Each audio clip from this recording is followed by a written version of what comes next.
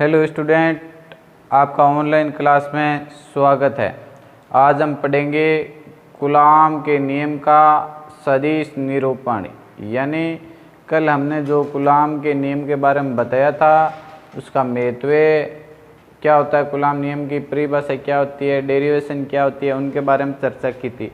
आज हम बात करेंगे कूलॉम के नियम की सदिश निरूपण, यानी उसका सदिश रूप लिखा जाता है तो किस प्रकार लिखते हैं। देखिए,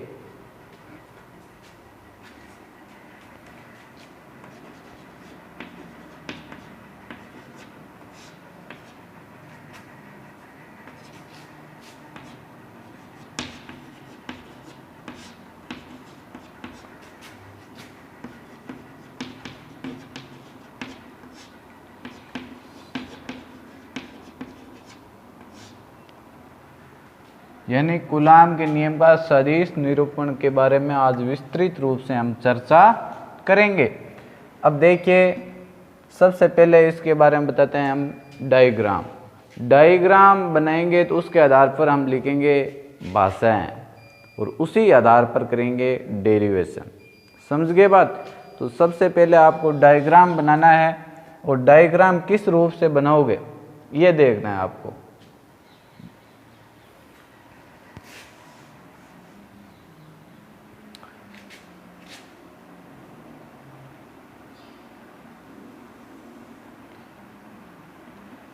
दो आवेश हैं, एक Q1 है, दूसरा Q2 है। समझ गए बात। ये A बिंदु पर स्थित हैं, ये B बिंदु पर स्थित हैं। और यहाँ आपको पता है, किसी वस्तु की स्थिति का पता लगाने के लिए निर्देश तंत्र बनाते हैं। निर्देश तंत्र में ये भाग ZX है, ये Y अक्ष है और ये X अक्ष है और ये Y हो गया। Q1 आवेश की ये मूल बिंदु है। यहाँ पर निर्देश तंत्र लेते हैं, वहां से किसी की स्थिति ज्ञात करनी होती है तो यहाँ पर क्या लेते हैं, मूल बिंदु। समझ गए बात। अब Q1 की मूल बिंदु के साथ स्थिति या दूरी बता देता हूं मैं आपको, R1 है। मानते हैं ये पूरा भी।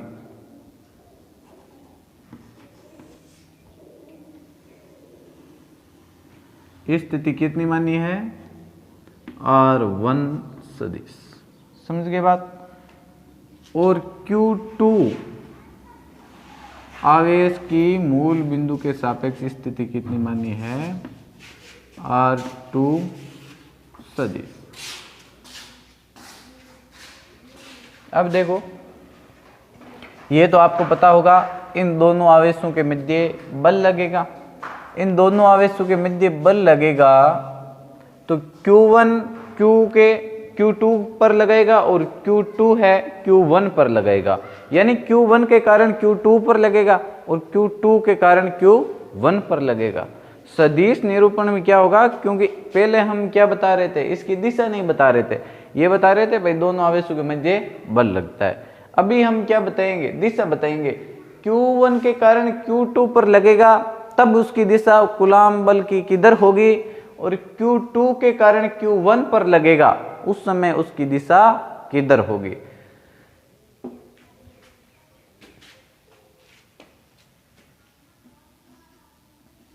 देखो,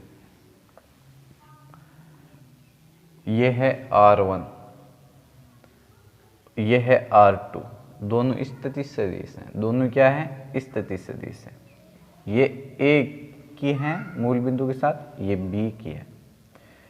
अब Q1 के कारण Q2 पर बल लगेगा। Q1 के कारण किस पर लग रहा है, Q2 पर लगेगा।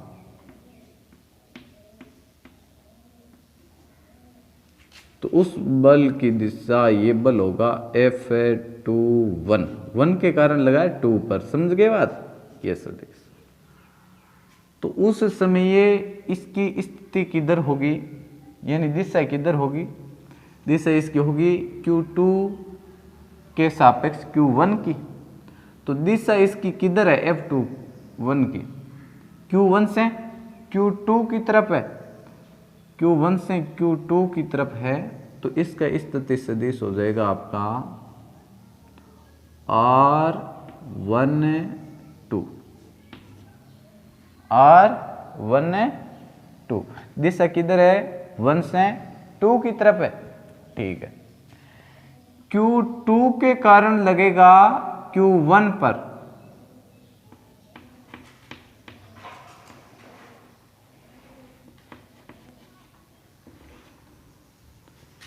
टू के कारण किस पर लग रहा है, 1 पर, तो F है 1 2, बल्कि इसके कारण लगा है 2 के कारण 1 पर। दिशा किधर होगी, 2 से 1 की तरफ, 2 से 1 की तरफ, R21 किधर होगी, 2 से 1 की तरफ। स्थिति सदिश की दिशा ही है, ये स्थिति सदिश बता दिया। इतना काम हो गया आपका कंप्लीट।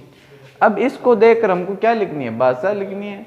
क्या लिखेंगे, माना बिंदु ए और बी पर दो धनात्मक आवेश हैं स्थित, क्रम से Q1 और Q2, दोनों अलग अलग हैं। Q1 की मूल बिंदु के सापेक्ष स्थिति R1 सदिश है और Q2 की मूल बिंदु के सापेक्ष R2 सदिश है। दोनों आवेश धनात्मक है, यानी एक ही प्रकृति के हैं, तो बल कौन सा लगेगा, प्रतिकर्षण बल। Q1 के कारण किस पर लग रहा है, Q2 पर लग रहा है, Q2 पर लग रहा है। तो Q1 से Q2 दिशा इसकी इधर हो गई, कौन सा बल हुआ, F21 सदिश, यानी 1 के कारण 2 पर। तो उस समय आपको दिशा बताओगे, दिशा किधर बताइए आपने, Q2 के सापेक्ष Q1 बतानी है, तो ये दिशा हो गई Q1 से Q2 की तरफ, समझ गए बात। और Q2 के कारण Q1 पर लगेगा, तो बल की दिशा हो जाएगी इधर, दिशा किधर हो जाएगी, Q2 से Q1 की तरफ, तो 2 से 1 की तरफ हो जाएगी दिशा, समझ गए बात। अब होता है इसके बारे में, ये तो परिभाषा थी, मान लीजिए इसको देख डायग्राम को जो आपको लिखनी थी वो लिखिए आपने, समझ गए बात। आगे क्या करेंगे, देखो भाषा यहाँ लिखेंगे, भाषा मैंने बोली है वो सेम टू सेम ही लिखेंगे, कोई चेंज नहीं करेंगे। अब मैं बता देता हूँ सबसे पहले इसके बारे में, Q1 से Q2 की और सदिश दिशा क्या हो जाएगी, 1 से 2 की तरफ है, तो दिशा हो जाएगी आपकी, ये स्थिति सदिश है कक्षा 11, R2 सदिश माइनस R1 सदिश, समझ गए। Q2 से Q1 की ओर स्थिति सदिश, ये स्थिति सदिश कहते हैं ना, स्थिति सदिश Q2 से Q1, तो R21 बराबर R1 माइनस R2, ये दोनों होगी इसकी स्थिति सदिश। अब क्या करोगे, बल बताओगे।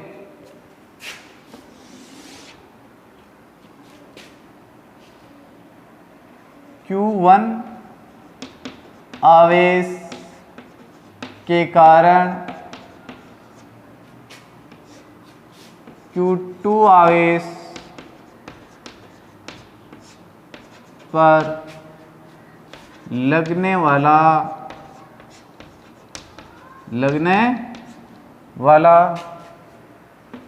प्रतिकर्षण बल, लगने वाला प्रतिकर्षण बल। प्रतिकर्षण बल कौन सा? Q1 के कारण किस पर लगा है? 2 पर। बल क्या हुआ? F21 हो गया कि किन दो आवेशों के मध्य लग रहा है? Q1 और Q2 बटा, उस समय आपको इस दूरी बीच की बतानी पड़ेगी। Q1 से Q2 की तरफ तो R12 R12 ये रहा, तो इसका भाग ये लिखेंगे हम, इसका भाग ये लिखेंगे R12। ध्यान रखा करो। अब क्या होता है कूलाम का नियम? दोनों आवेशों के गुणनफल के तो समानुपाती होता है और बीच की दूरी के वर्ग के व्युत्क्रमानुपाती होती है। तो आप इसका वर्ग करोगे तो इसका एक परिमाण निकलेगा। क्या निकलेगा? परिमाण। और आवेश या किसी स्थिति सदिशों का परिमाण होता है, वो परिमाण ऐसे निकाला जाता है ना, परिमाण को इस रूप में लिखते हैं। तो इस पर आपको वर्ग करना होता है, या तो आपको ऐसा लिखकर इस पर वर्ग करना होगा, या कोई सदिश का परिमाण लिखते हैं, या तो इस रूप में लिखेंगे, और या इसको सीधा आर से, यानी मोड और ऊपर के जो सदिश तीर का निशान है ये दोनों ही हटा देंगे। मैंने क्या किया है, यही काम करता हूँ। दोनों के साइड से मोड भी हटा देता हूँ और सदिश भी हटा देता हूँ। तो ये क्या हुआ? परिमाण हुआ, एक तरीका का वर्ग हो गया सीधा। कोमा R12 कैप, यहाँ R12 कैप क्या है? एकांक सदिश है जो दिशा इंगित करता है किसकी? इस बल की, F21 की। R12 है, ये दिशा इंगित करता है, जहां लिख देता हूं, जहां R12 कैप एक एकांक सदिश है, एक एकांक सदिश है। समझ गए बात? जहाँ एकांक सदिश है जो Q1 से Q2 की तरफ दिशा इंगित करता है, दिशा इंगित करता है। समझ गए बात? ये तो बल लगा था आपका Q1 के कारण Q2 पर, इसी प्रकार बल लगेगा Q2 के कारण Q1 पर। लिखें Q2 आवेश के कारण Q1 आवेश पर लगने वाला, दोनों आवेशों की प्रकृति समान है तो दोनों बल कौन से हो गए? प्रतिकर्षण हो गए। लगने वाला प्रतिकर्षण बल यानी कूलॉम बल। ये Q2 आवेश के कारण 1 पर लग रहा है F2 के Q1 Q2 इन दोनों आवेशों के मध्य लगेगा। ये सदिश आपने इसके रूप में बताए थे। इसकी दिशा किधर होगी? Q2 आवेश के कारण, Q2 आवेश के कारण Q1 आवेश पर, तो हो जाएगी आपकी Q2 के कारण 1 R21। अब इसका क्या करना? बीच की दूरी का वर्ग करना पड़ता है। तो वर्ग करोगे तो इसका परिमाण ज्ञात करना पड़ेगा। क्या परिमाण? तो परिमाण आपके ऐसे निकालोगे, या तो इस रूप में लिखोगे, या दूसरा तरीका मैंने अभी आपको बताया है। ये और R21 कैप। R21 कैप एक एकांक की सदिश है जो दिशा अंकित करेगा, कहाँ से कहाँ करेगा, Q2 से Q1 की ओर, जहाँ R21 कैप क्या है, एकांक सदिश है जो Q2 से Q1 आवेश की ओर दिशा बताता है। क्या बताता है? दिशा बताता है। समझ गए बात? इसको दे देता हूं समीकरण 1, इसको दे देता हूं समीकरण 2। अब ये डायग्राम हटा दूं, इसके आधार पर जो काम करना था वो हमने कर लिया। अब आगे थोड़ा और बाकी है। इससे क्या निष्कर्ष निकलेगा इन समीकरणों से वो बताएंगे।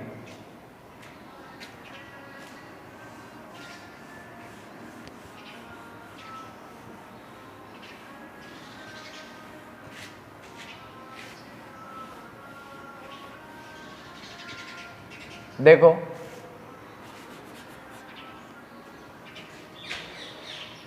ये इसकी दिशा Q2 से Q1 की तरफ है और उसकी दिशा Q1 से Q2 की तरफ है। यानी दोनों दिशा तो क्या है, दोनों की विपरीत हैं इन बलों की, लेकिन इनका परिमाण देखा जाए तो परिमाण तो दोनों का क्या है, समान है। यानी इन दोनों बलों में क्या है, परिमाण तो समान है लेकिन दिशा क्या है, विपरीत है। एक और बात है इसमें, ये एकांक सदिश है, इसको हम आगे भी हल कर सकते हैं। किस प्रकार कि R12 एक इकाई यानी एकांक सदिश है। एकांक सदिश का सूत्र क्या होता है, सदिश बटा सदिश का परिमाण। क्या सूत्र होता है, सदिश बटा सदिश का परिमाण।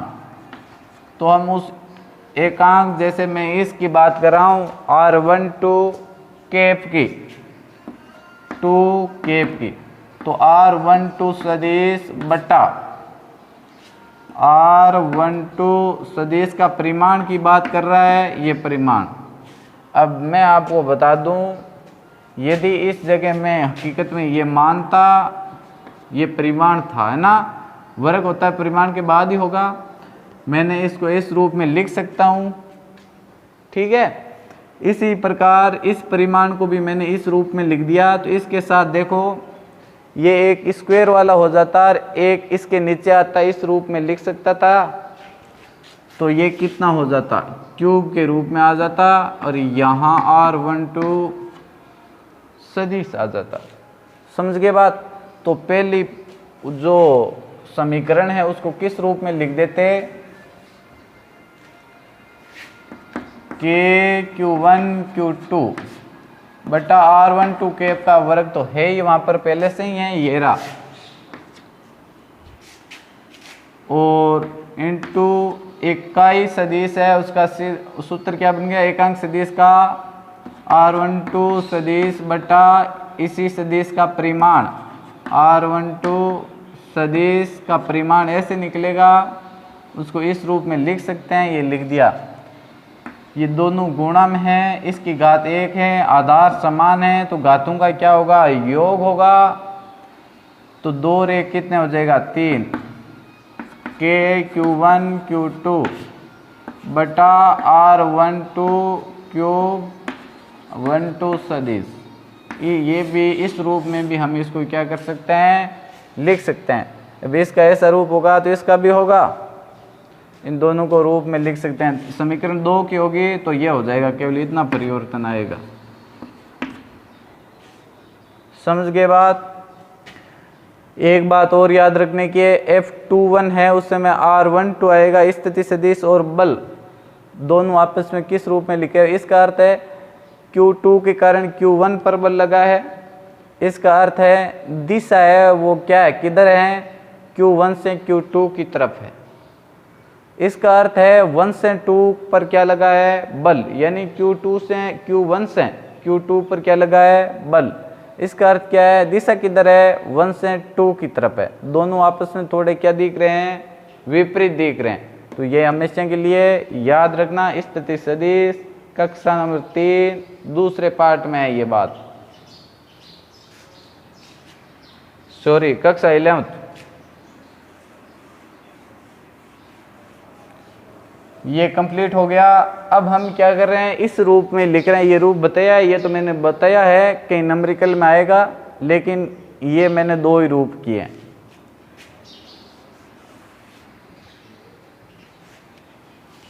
समीकरण 1 और 2 से, समीकरण 1 व 2 से 1 और 2 को देखोगे तो परिमाण सारा समान है, लेकिन दिशा क्या है, विपरीत है। यानी F21 सदिश बराबर माइनस F12 सदिश। भाई ये दोनों में दिशा ही विपरीत बता रहा है और तो कोई विपरीत नहीं है, तो ये हो जाएगा। अब ये है समीकरण नंबर 3। इससे क्या निष्कर्ष निकलता है, इससे निष्कर्ष क्या निकलता है, इससे निष्कर्ष ये निकलता है कि दोनों का परिमाण समान है, दिशा विपरीत है। तो न्यूटन का तीसरा नियम, जो जिस नियम को कहते हैं हम क्रिया प्रतिक्रिया नियम, यानी कि कौन सी भी आप क्रिया करोगे तो उसके विपरीत क्या होगी, प्रतिक्रिया होगी तो होगी। उसी प्रकार ये न्यूटन के तीसरे नियम की पालना करता है। आप लिख सकते हो कूलाम बल है वो न्यूटन के तीसरे नियम की पालना करता है। समीकरण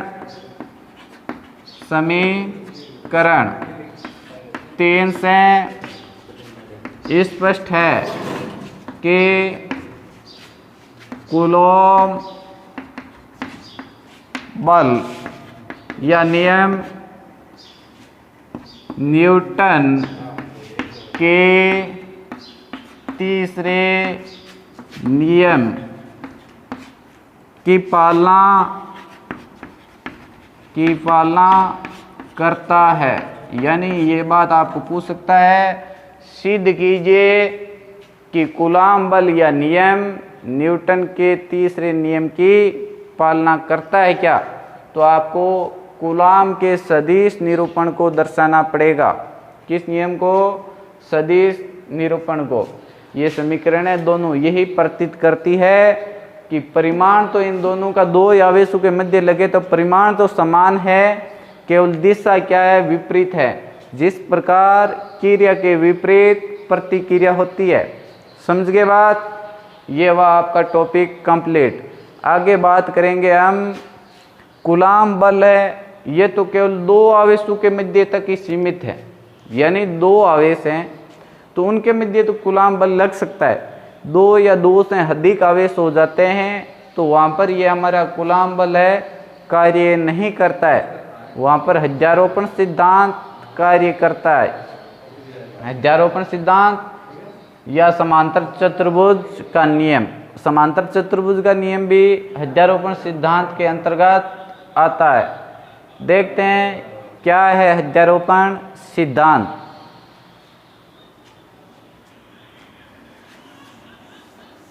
बहुल आवेशों के लिए हजारोपण सिद्धांत।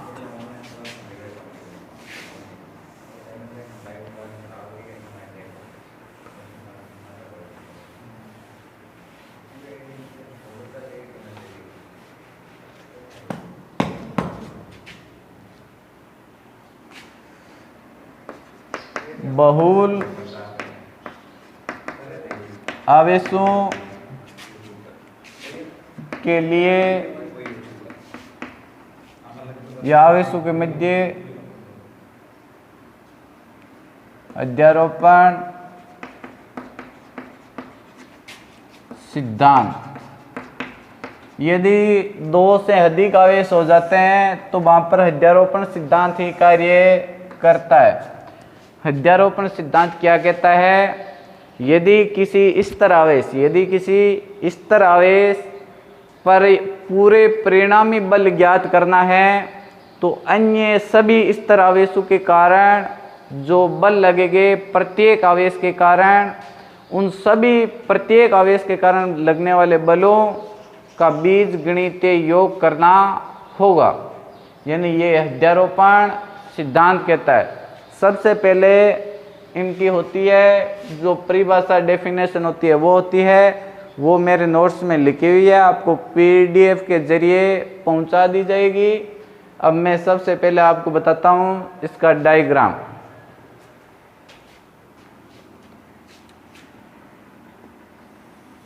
आवेश हो, कोई भी स्थिति हो, उसको निर्देश तंत्र में दर्शाना अति आवश्यक है।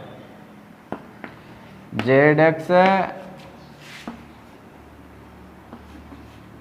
एक्स एक्स है और वाई अक्ष।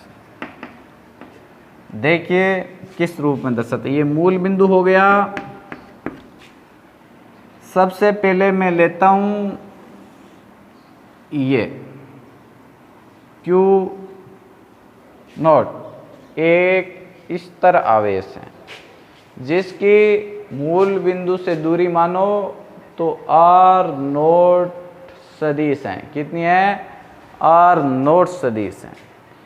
इस पर अन्य आवेश जैसे Q1 है, Q2 है, Q3 है या Qn तक कितने भी आवेश हो, उसके कारण इस पर बल लगेगा। इस पर लगने वाले बल का परिणामी बल यानी टोटल बल निकालना होगा। तो Q1 के कारण लगा उस बल, Q2 के कारण Q नोट पर लगा उस बल में, Q3 के कारण Q नोट पर लगा उस बल। ये सभी बलों को आपस में क्या करना पड़ेगा? आपको जोड़ना पड़ेगा। इस निकाय में अन्य आवेश मानता हूं, जैसे एक आवेश माना है मैंने Q1, समझ गए? इसकी दूरी मूल बिंदु से है R1 सदिश। कितनी है? R1 सदिश। तो इसके सापेक्ष स्थिति इसके और इसके मध्य बल लगेगा, तो ये दूरी भी आपको क्या करनी पड़ेगी? निकालनी पड़ेगी। किसके कारण बल लग रहा है? Q1 के कारण Q2 पर, तो यहां बल लगेगा। ये लो, दोनों धनात्मक एक प्रकृति के प्रतिकर्षण बल के रूप में कार्य होगा। इसमें आपको क्या करना है? Q1 के कारण Q नोट पर बताना है, नहीं कि Q नोट के कारण Q1 पर बताना है। तो ये बल हो जाएगा F नोट 1 सदिश। समझ गए? दिशा किधर हो जाएगी इसकी? दिशा हो जाएगी इसकी आपकी Q1 Q नोट। तो Q1 से Q नोट की तरफ है R1 नोट सदिश। हो गया। आगे Q2 के कारण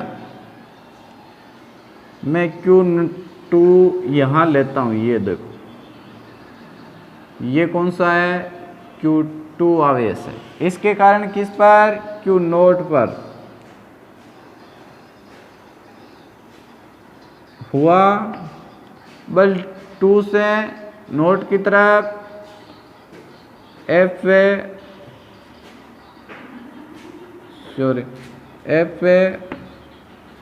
नोट 2 सदिश। समझ गए? अब इसके बीच की वो स्थिति सदिश दूरी बतानी पड़ेगी। तो दूरी बताओगे तो दूरी R2 1 नोट सदिश। इस प्रकार Q1 Q2 Q3 Q4 Q5 Qn तक लेते हैं, तो सीधा लिख देता हूं Qn।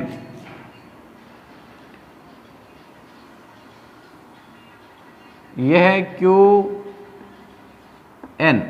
कौन सा है? Q1। Q1 के कारण किस पर लग रहा है? Q नोट के कारण। ये बल लगेगा, इधर दिशा बता रही है, यहाँ तक ही लगता है, ये तो आगे बल बताते हैं ना, इस कारण आगे लिखते हैं, और बल यहाँ तक ही है लगेगा। तो इसकी मैंने कितनी दूरी बताई थी, सॉरी R2, और इसकी मूल बिंदु के साथ Rn सदिश। तो ये R1 सदिश हैं, ये R0 हैं, Q1 के कारण Q0 पर लग रहा है, तो n के कारण नोट, यानी Q0 के सापेक्ष Qn का क्या करना है, स्थिति सदिश, तो वो निकलेगा आपका Rn0 सदिश। हो गए।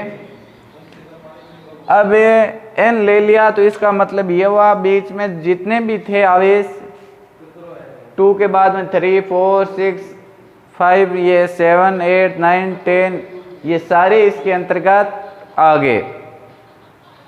तो अब इसकी परिभाषा तो इसको देखकर आप लिख ही लोगे, वो नोट्स में लिखी हुई है आपको, जितनी भी परिभाषा इस डायग्राम को देखकर बनाई गई है। यानी सर्वप्रथम इस तरफ बिंदुवत आवेश Q0 लिया, उसकी मूल बिंदु के सापेक्ष कितनी दूरी थी, R0 सदिश थी, फिर उस निकाय में Q1 सदिश, उसमें n आवेश हैं, n आवेश कौन कौन से हैं, Q1, Q2, Q3 dash dash Qn है। उसकी मूल बिंदु के सापेक्ष दूरियां कितनी है, R1 सदिश, R2 सदिश, R3 सदिश डैश डैश Rn सदिश हैं। समझ गए बात। फिर लिखेंगे हम, देखो सबसे पहले बात करेंगे, डेरिवेशन स्टार्ट करेंगे, तो Q1 के कारण Q0 पर लगने वाला प्रतिकर्षण बल, Q1 के कारण आवेश है, ये क्या है, आवेश, आवेश Q0 सॉरी पर लगने वाला प्रतिकर्षण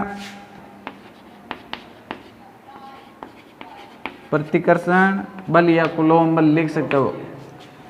Q1 के कारण 2 पर लगा है, नहीं नोड पर लगा है, तो लिख दिया 1 के कारण नोड पर लगा है, के Q1 Q2 बटा R। मैंने स्थिति आपको क्या बताई थी, दिशा किधर होगी, 1 से नोड की तरफ, तो R1 नोड सदिश का क्या करोगे, वर्ग करोगे, परिमाण निकालना पड़ेगा, तो उसको इस रूप में भी लिख सकते हैं, R10, समीकरण 1 हो गया।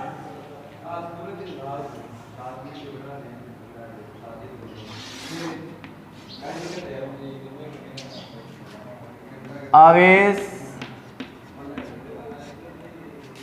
Q2 के कारण आवेश Q1 पर लगने वाला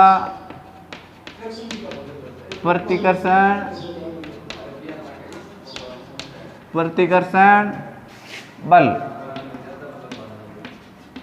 F0 सदिश बराबर के Q1 Q2 बट्टा R21, परिमाण लिखो, चाहे इस रूप में लिखो, बीच की दूरी का वर्ग हो जाएगा, R21 2 नोट सॉरी, समीकरण 2। इसी प्रकार कितना आवेश ले लिया मैंने, Q1 आवेश के कारण Q2 सॉरी Q0 आवेश के पर लगने वाला प्रतिकर्षण बल F है, तो N नोट बराबर के Q1 Q2 बटा Rn नोट सदिश, समीकरण 3 हो गया कंप्लीट। अब अध्यारोपण सिद्धांत का काम यहां पर करोगे आप। अध्यारोपण सिद्धांत के अनुसार, सिद्धांत के अनुसार अध्यारोपण सिद्धांत क्या है कि जो स्तर बिंदुवत आवेश यहां पर क्या माना है हमने, Q नोट माना है, इस पर लगने वाला परिणामी बल है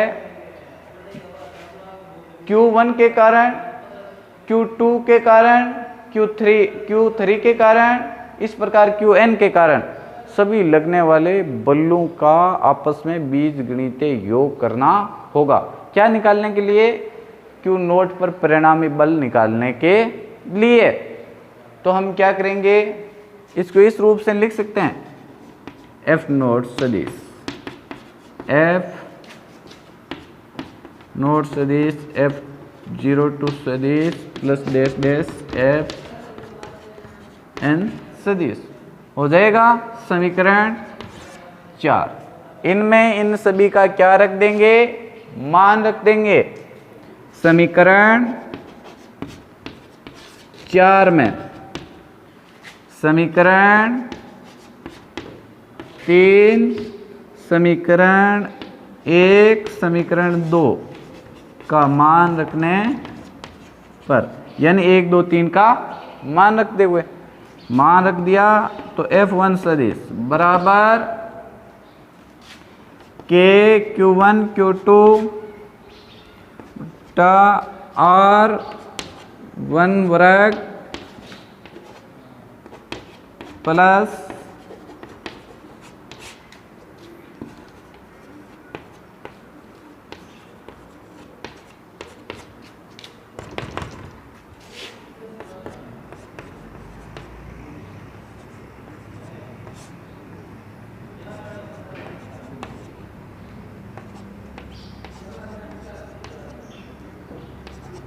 हो गया।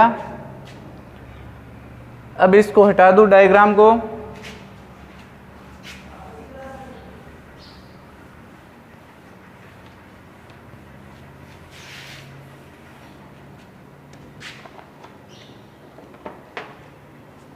देखिए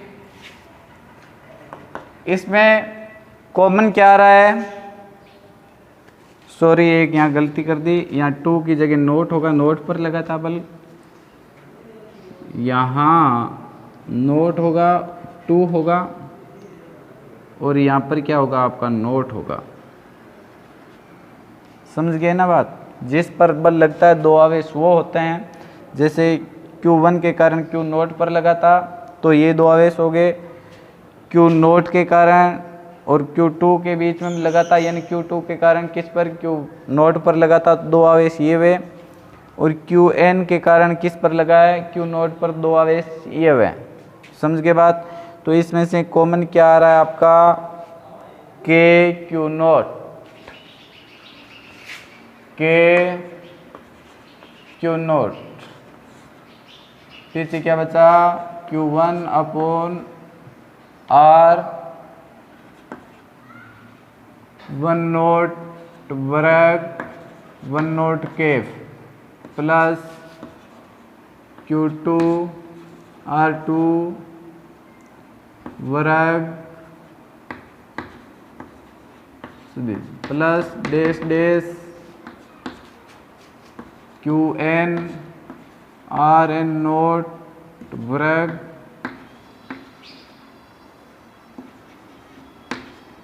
ये कर देंगे आगे।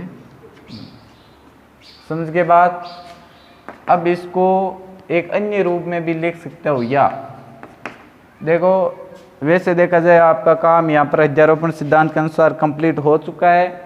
यहाँ तो क्या कर रहे हैं, इस समीकरण के रूप लिख रहे हैं नए नए, जैसे इसमें से ये कॉमन ले लिया, फिर उसमें क्या है सिग्मा के रूप में लिख देंगे। समझ गए कैसे, के क्यू नोट, इसका अर्थ है सभी का बीजगणितीय योग के रूप में ना,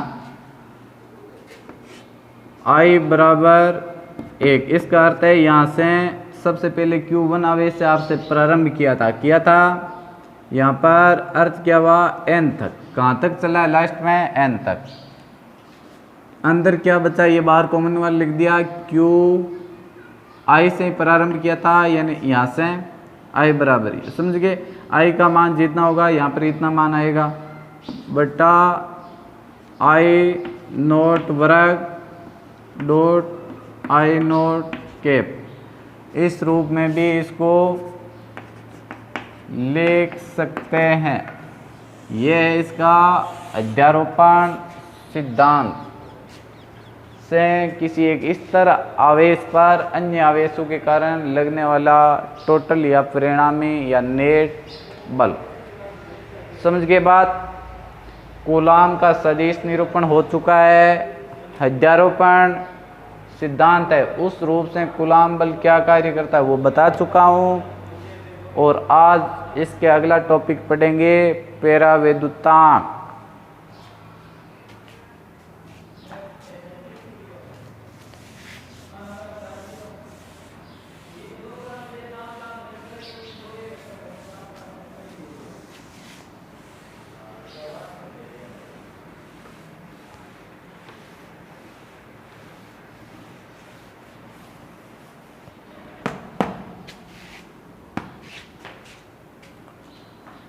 क्या पढ़ेंगे, परावैद्युतांक।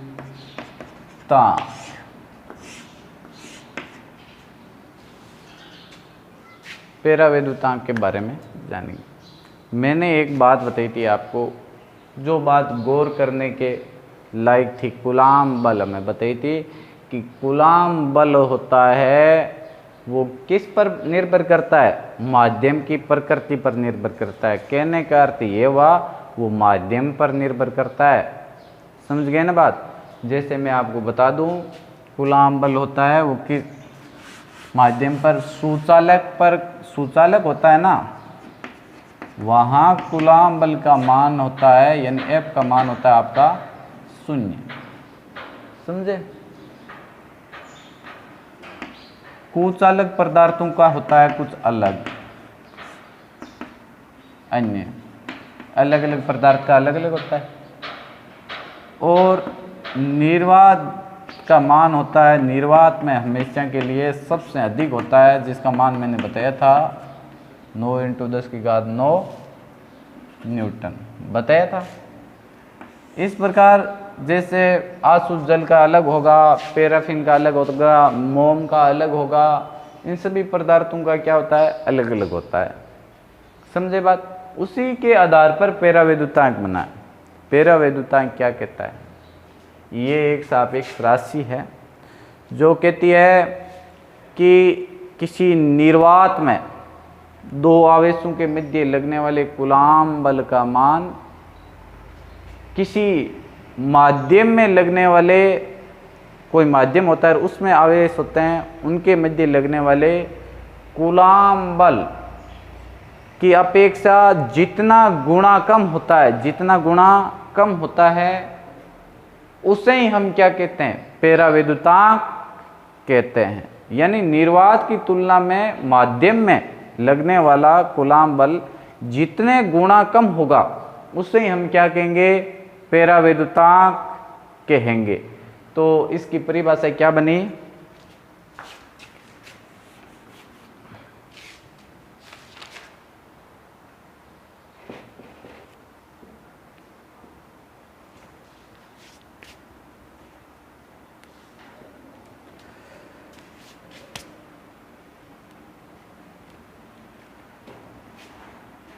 इसकी परिभाषा देखिए आप, एप्सिलॉन आर से दर्शाते हैं। विशिष्ट परावैद्युतांक भी इसको कहते हैं, अपेक्षिक परावैद्युतांक भी इसको कहते हैं।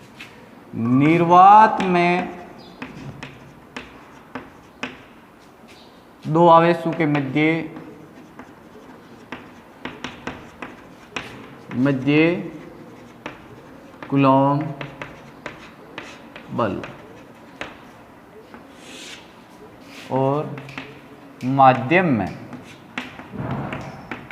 मध्य कूलॉम बल, यानी रूप क्या लिख सकते हैं, F/Fm लिख सकते हैं ना, इसके बराबर लिख दिया। ये इसको एप्सिलॉन आर से क्या करते हैं, दर्शाते हैं। अब यहाँ आपको इन दोनों का क्या रखना है, आपको मान रखना है। तो मान रखते हैं, देखो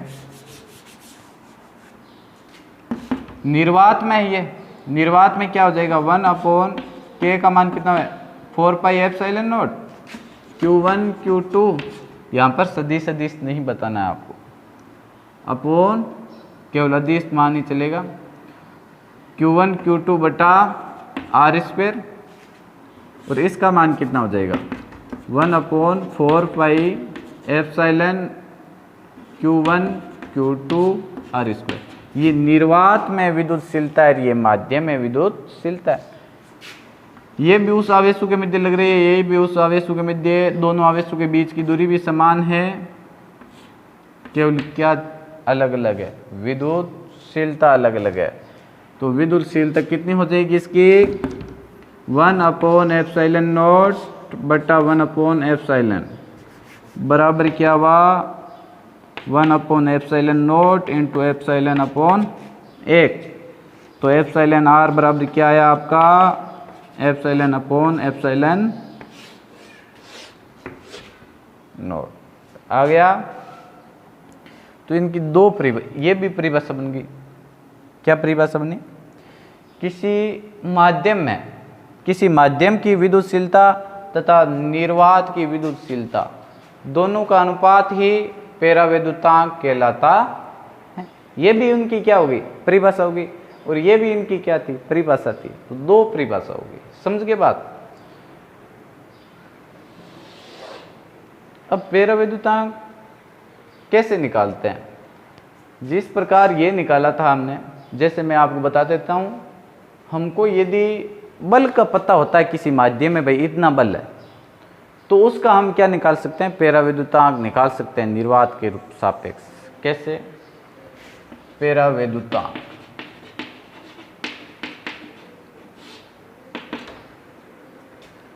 जैसे यहां पर दिया सुचालक, यह माध्यम क्या हो जाएगा सुचालक हो जाएगा ना। सुचालक में बल का मान कितना बताया था मैंने, सॉरी 0 बताया था। कितना बताया था 0। तो लिख दूं ऊपर बल कितना है, निर्वात में कितना होता है 9 × 10⁹ न्यूटन बट्टा माध्यम में, माध्यम कैसा लिया है आपने सुचालक लिया है, सुचालक का कितना होता है 0। 0 का किसी संख्या में भाग दोगे तो कितना आएगा अनंत। सुचालक का पेराविद्युतांक कितना होता है अनंत। सुचालक का पेराविद्युतांक कितना होता है अनंत। और सुचालक में आवेशों के मध्य लगने वाले बल का मान कितना होता है 0। समझ गए। इसी प्रकार देखो निर्वात में पेराविद्युतांक देखता हूं, किसमें निर्वात में। निर्वात में पेराविद्युतांक εr बराबर ऊपर वाला बल देखोगे, निर्वात में दो आवेशों के मध्य बल कितना लगता है 9 × 10⁹ न्यूटन बट्टा निर्वात के सापेक्ष यहाँ पर कौन सा माध्यम कौन सा लिया आपने निर्वात ही लिया है। कौन सा लिया है निर्वात ही लिया है। निर्वात में वो सेम टू सेम बल होगा। भाग कितनी बार गया एक बार। निर्वात में पेराविद्युतांक का मान कितना होता है 1 होता है। कितना होता है 1। सुचालक का अनंत। समझ गए बात। इसी प्रकार जितने भी कुचालक हैं, यदि उस कुचालक के मध्य या उस माध्यम का पैराफॉर्म हो, अशुद्ध जल हो, कैसा भी हो ना, उसका यदि आपको क्या पता है, उसका क्या पता है आपको माध्यम में पता है कि भाई बल इतना है, बल इतना है, तो उसका हम पेराविद्युतांक निकाल सकते हैं। और या आपको ये पता है कि उसका पेराविद्युतांक इतना है, तो उसके मध्य आप क्या निकाल सकते हो बल निकाल सकते हो। कैसे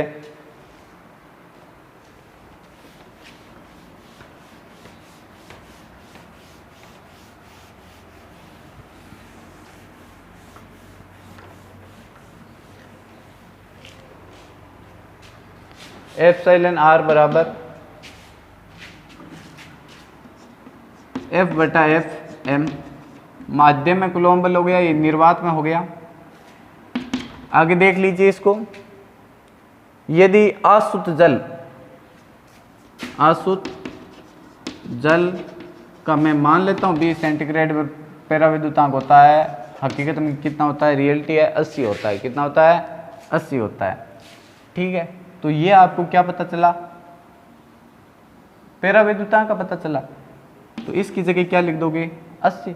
निर्वात में बल कितना होता है, 9 × 10⁹ अब उसका आसुत जल कौन सा है, आसुत जल यहाँ लिख देता हूं, आसुत माध्यम आसुत जल है ना, आसुत जल में 2 आवेशों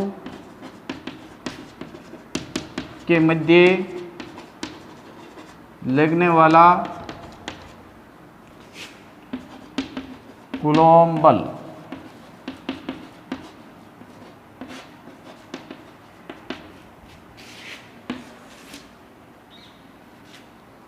कूलॉम बल वो लिख देता हूं F आसुत जल। ठीक है, तो 80 बराबर 9 × 10⁹ बटा F आसुत जल। ये आसुत जल में 2 आवेशों के मध्य लिख सकता हूं, इसका शॉर्टकट रूप ऐसा भी लिख सकते हो।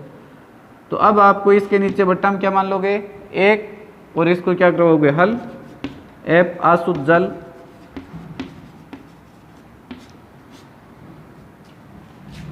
बराबर 9 × 10⁹ बट्टा 80।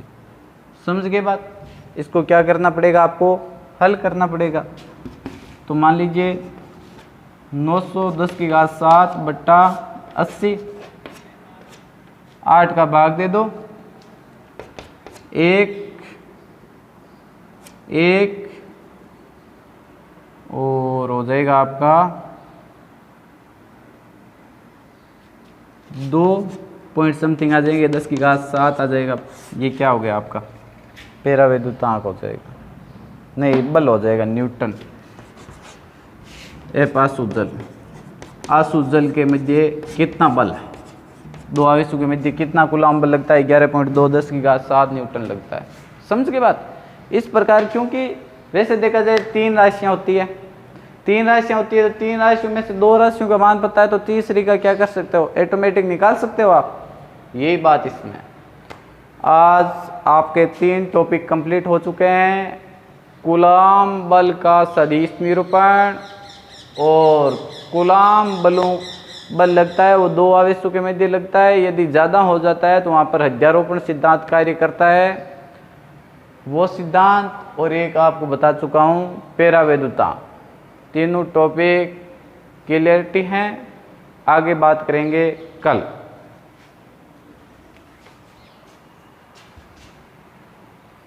कुछ चीज़